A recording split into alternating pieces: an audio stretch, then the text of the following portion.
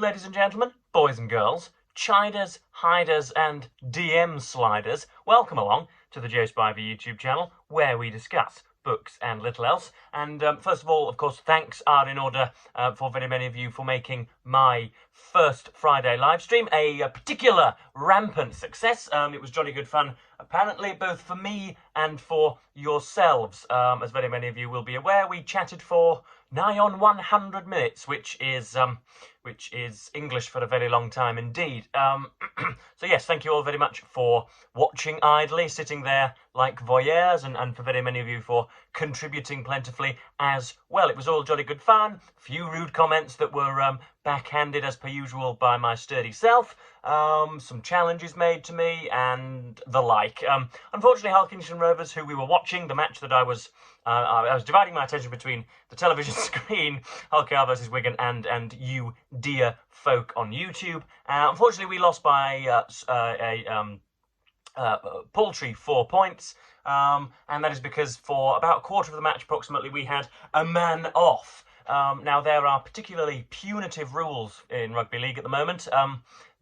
Again, for those of you that want the meat of the books that are going to be discussed today, then feel free to skip ahead to about 3 or 4 minutes. I'm going to prevaricate about extracurricular activity for just a short while. But in rugby league at the moment, and in very many sports, there is at least the pretense of participant safety, and therefore you cannot tackle anybody anywhere close to the head with your shoulder.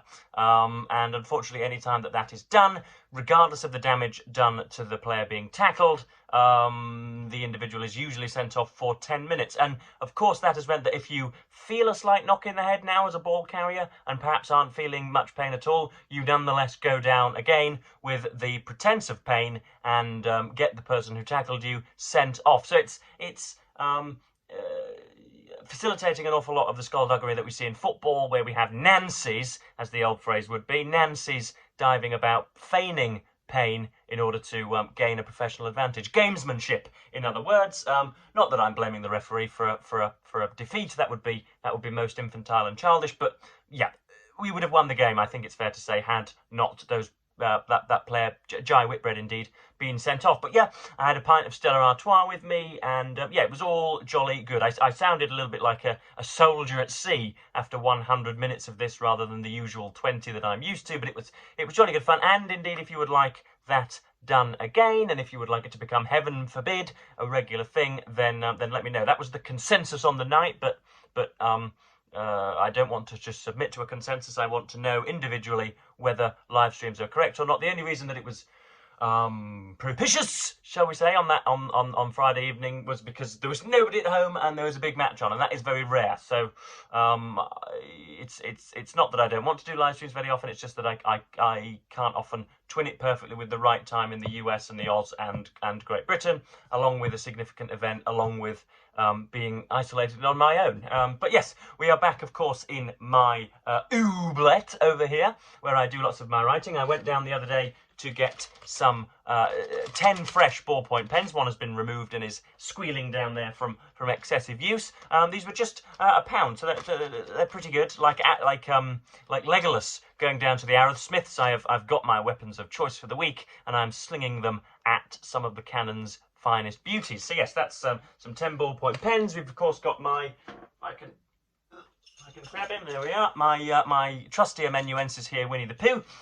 He is of course sporting the now much adored tank top, which in whenever the 1920s, when A.A. Milne was writing these things, was not popular at all. So a positive sartorial trailblazer there, Mr. Pooh.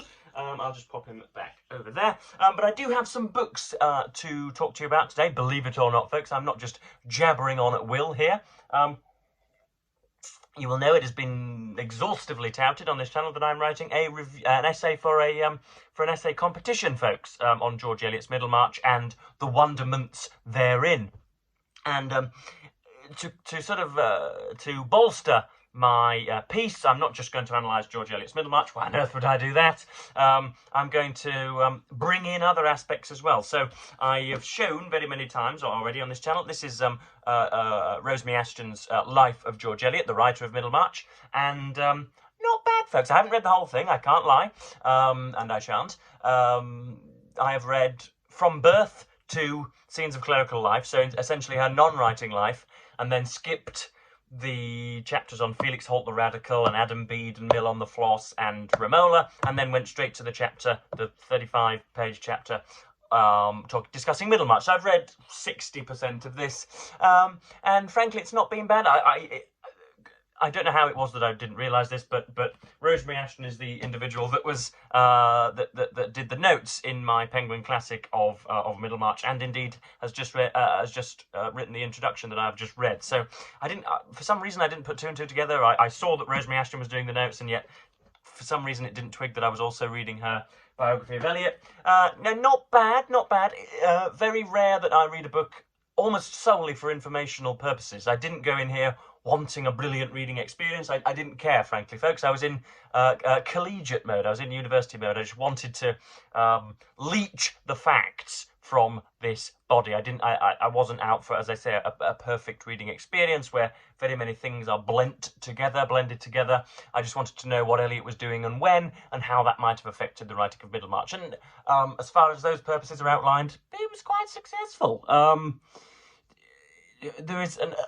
you can't say this very often, but there is an over-reliance on dates in this book. She can barely raise a point without mentioning the decimal, the month, and the year of the journal entry from which that has been plundered. So, George Eliot expressed her renunciation, or announced her renunciation of the Christian faith in a letter to her father of the 8th of June, 1840 or whatever. Almost every single sentiment and thought is expressed in that way, so that you get tired of reading the sodding years. You think, I know what year you're dealing with, and then for the next 15 pages there is next to no need to mention the year, because it is implied that you will be sticking with a year for more than 5 pages. The coverage of the two texts that we looked at, the Scenes of Clerical Life and Middlemarch, were pretty good. Rosemary Ashton's a very inventive and, artistic writer. It seems strange to call somebody an artistic writer, given that all writing is per se art, but you know what I mean. It's an idiosyncratic style and is enjoyable most of the time. But I think this was up for awards. I think at some point I wouldn't have penciled it in for an award. It wasn't unutterably enjoyable. It was just quite nice. And if I were to what's the word I'm looking for? Quantify my love for it. I don't like giving points out of 10, but it's not beyond a 7. But yes, that's Rosemary Ashton's autobiography. Biography of George Eliot's life. I'll probably go back to it and read the entire thing at some point. But right now, I'm an explorer looking for artifacts rather than a general reader. And because I am writing a review and I would, or a piece of criticism, depending on your difference between the two forms, I like to read some of my forebears, as it were, if that's not too auspicious a term, beforehand. I like to just sort of get into a mode and to a rhythm, and so I read random bits of criticism very often, and so I've gone to my very, very weathered copy of James Wood's Serious Noticing. He is, I think, the chief literary critic for The New Yorker, and has a post involving the study of creative writing at Harvard University, and he is probably uppermost in amongst the individuals that I read when I was sort of 18, 19, just finally edifying myself rather than throwing gooey snotballs across the classroom, and I was finally taking up some responsibility and wanting to read widely and effectively. Wood was the person I happened upon. I don't know how that was, because he is sometimes extraordinarily pretentious and dreamy and wistful and just very, very elbow patched and very tweedy, almost sort of self-stupefyingly complex when the practice and composition of literary criticism really needn't be, to be honest. Sometimes you think that James Wood is doing a little bit of professional closure here. You think that he is reveling in the fact that maybe only 4% of readers are happening upon his reviews. He seems to delight in his own marginality, almost. If that's not too pretentious a term. Again, the pot is calling the kettle black. I am very, very aware that I am myself pretentious and a little bit of a sesquipedalian, but, you know, I guilty as charged. But there are some nice pieces in here. There's bits on Dostoevsky, I think. What have I read over the last few days? Yeah, I read the George Orwell section, and then I read the opening bit. Obviously, serious noticing is Wood's words for authorial intervention. It's not talking about criticism, isn't described as serious noticing, but an author's work is described as serious noticing. Bit of Virginia Woolf, and then there's a bit on Saul Bellow as well. But yeah. Insofar as it separates itself from the ridiculously dull output of modern criticism, it's a very nice collection, and again just helps me to sink into the mode. I would be lying, folks, and I oughtn't do that. I would be venomously lying if I said that I didn't want to hold a position similar to Wood's in the future, whereby I am paid a ridiculous sum to write 5,000 words on Martin Amis or P.G. Wodehouse, and also have some free time to do some. I won't be able to do any teaching because I haven't got a tertiary degree, but I'm sure a private school will employ me. But I would like to do that, and then to write novels on the side, and to heaven forbid present a news show or interview the harbinger of the latest scandal. So yeah, Wood is something of a target for me in the nicest way possible. Next up we have Martin Amis's The War Against Cliché. These are pieces from between 1971 and 2000, and Amis is a playful dilettante, shall we say, somebody very much like Will Ladislaw. You can see cowering in the corner in the fetal position, but somebody who clearly enjoys reading, and clearly enjoys even more than reading the art of tearing bad books to bits and exalting very, very good books, praiseworthy books. And this is easily, I think, I haven't read the lot, of course, but easily I haven't read many of its main competitors, but it must easily be something like the finest literary criticism, and I mean that. Sometimes it's book reviews, sometimes it's literary criticism. The difference between literary criticism and a book review is book reviews usually focus on contemporary books, whereas literary criticism and thought pieces usually come in reaction to a centenary or something that's 50 or 60 years old. And Amis does both in here. There's bits on Dickens and Austen, but there's bits on Truman Capote, or Capote, not sure on the pronunciation, and Vidal, contemporaries of his, Elmore Leonard, and who else does he look? But then he also looks at chess and football. So again, just getting myself in that sort of that pithy, bibbidi-bobbidi, but then nonetheless very accusatory fashion, being kind of humorously percipient, I think would be a decent way of putting it. So that's Martin Amis's The War Against Cliché. And then last, but certainly least, I must say, we have Harold Bloom's The Western Canon. The only reason I jumped upon this was because I noticed after looking at the contents that it did have a section on George Eliot's Middlemarch, and so I wondered what Bloom Brontosaurus would indeed have liked to say about it, and I didn't find it very enlightening at all. It is complex for complexity's sake. It is, again, almost artlessly pretentious. You wonder after 5 minutes in his company just what it is that Mr. Bloom wants to say. First and foremost, that he would like you to think that he's intelligent and to know that he is intelligent. But beyond that, I can't see any granules of any valences that can be taken from it. It's ridiculously complex. He combines it with a piece on Dickens's Bleak House, and how Middlemarch and Bleak House are the twin peaks of Victorian expanse. They have a breadth and a depth and a scope and a sincerity about them. Apparently, of course, I've not read Bleak House, but it's on the shelf, ready to go as and when.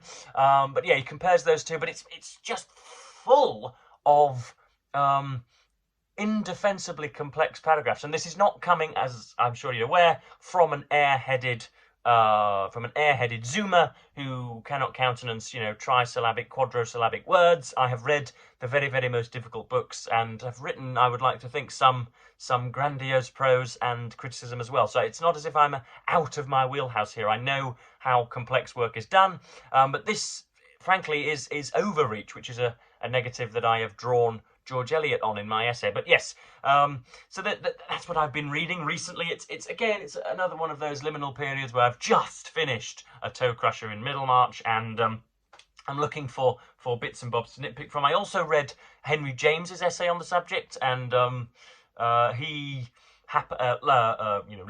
focuses upon the weird way in which Ladislaw is not dwelt upon much and isn't developed as much as many of the other main characters and protagonists, and yet seems to be the bearer of good news and vitality for Dorothea. The weird way in which we don't, apparently anyway, we don't feel much sympathy for Ladislaw, and yet all of a sudden the character for whom we feel the most sympathy is suddenly besotted with him. And I'm going to, in the review, I'm going to come out to bat for Ladislaw. I think he is, it just seems to be another cliche, really. Given that I've been reading so much criticism of, so many reviews of Middlemarch, it seems to just be sort of, flung from the slab that Ladislaw isn't developed very well, and that, the ending is somehow unsatisfactory, and the woman question, capital W, capital Q, is somewhat skewed by Eliot's bizarre ending that Dorothea just wants to be a happy serving wife. But I'm going to seek to refute Henry James this morning, folks. Isn't that a grand plan? So yes, I've got a great morass of paper around me, and indeed the central tome. I shall be starting my review today. Hannah Joyner has done me the great pleasure of offering to read the text when it's finished.